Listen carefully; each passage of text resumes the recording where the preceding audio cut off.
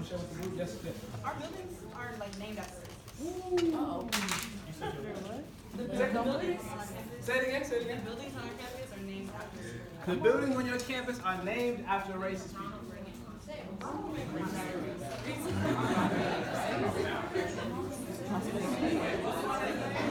That's all we need.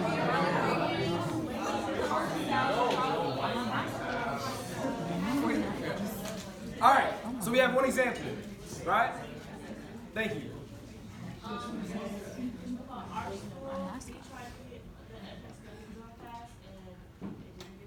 The president of our school actually sent out a letter like almost either in the summer or close to the summertime saying that why they shouldn't pass it, but now the Cal State system is also trying to pass a quantitative reasoning course that is going to require high school students to do 4 years of math classes in order to even get inside the school, but it's not going to matter to our school anyway because we already declared it passion. We already are at 1.3%, we're going to be less than that probably in like, they're trying to do it in 6 years, probably going to be less than that. So. That's Cal State LA. Yes, sister, go ahead. I was going to say one way, especially UCSB, they have a European history requirement. You have to take a class. Hold on. Go ahead. Okay. Right. Okay, understood. One more example. Anybody? I'm a sidebar on that real quick. My good brother Malik, can you read that writing on the paper right there? If we are to win the war against white supremacy, if we are to live, we must take education away from our enemies. Jacob H. Carruthers. Thank you, brother. This message pertains directly to that, right? As much as we can sit in here and groan and grimace, oh, European history, European studies, right? We still gonna take it. We still gonna do it because they are requirements, right?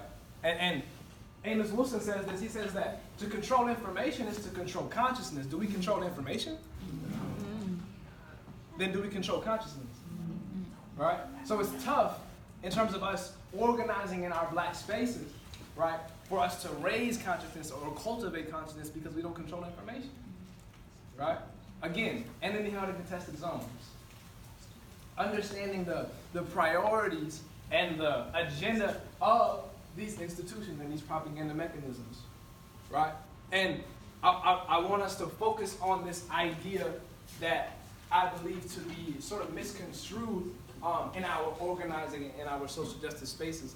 Oftentimes we will sort of gather around this idea that, oh, the system is broken, right? The system is broken. I argue that the system isn't broken. The system is doing exactly what it's supposed to do. It's functioning well.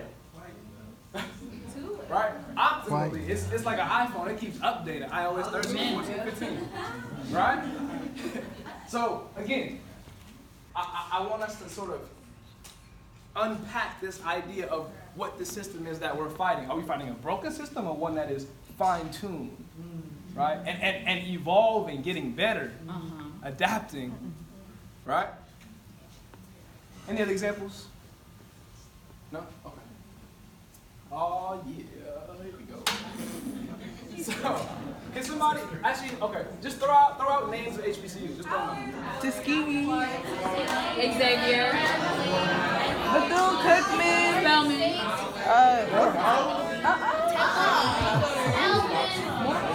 Did somebody say Clark Atlanta? Okay. Morehouse. So look. Teach All right, real quick. A concept I want us to really focus on is the idea of names, right? Amos Wilson teaches us that the idea of naming, it denotes ownership, right? The last names we wear, right? The names of buildings that we enter, right? All of these labels and all of these titles are not placed there by accident, right? They're a form of identification. So when it comes to names, there are just 3 HBCUs I want us to just focus on. I know there are many more, right? But this is just for the purpose of this today.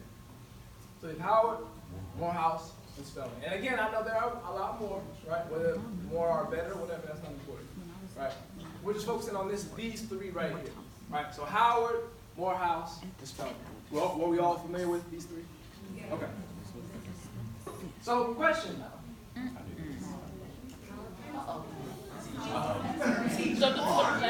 Hold on.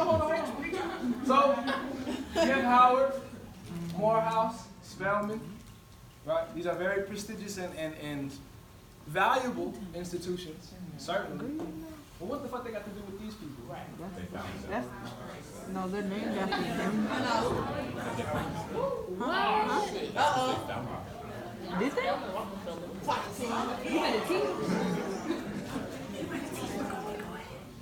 They're the ones who gave the grants to start the school. Names. Right? And look, this isn't even like an anti-HBCU campaign. I'm not like, yeah, niggas, they've been doing us dirty for years. That's not what I'm trying to do. All right, I'm not. This isn't a pledge to stop going to HBCUs. Not at all. All right. But in order for us to properly navigate the spaces we are in, we have to be aware of all of the information. We have to begin taking control of information. All right. So again, these are prestigious, valuable, right, illustrious institutions, whatever adjective you want to use. But let's not forget, right, these names. So all the hoodies we love, the dope little shorts and the tank top, that's some fly stuff. I've been a couple times where I'm like, I'm about to buy that shit. Right? But again, names. Right? To name is to identify, to name is to own. So if the names of arguably three of the most well-known across the globe, right? Three of the most popular, just black institutions, regardless of education. If three of the most prestigious black institutions in this country, in this world, are named after these people, right? What is that? What should we take away from that?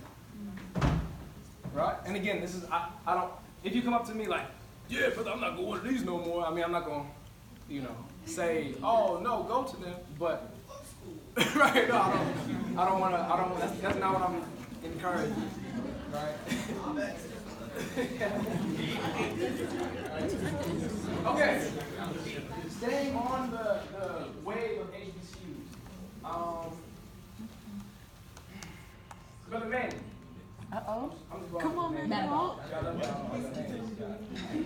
Oh, come on, man. Brother Manny, can you this for us? Thank you. At the dawn of black higher education in the mid-19th century, white presidents, administrators, and professors were the norm at HBCU. Question, what does it mean to be the norm? You better reach and The average. The standard, normal, the expectation. And then what does it mean for something to be at the dawn? What does that mean? At the beginning.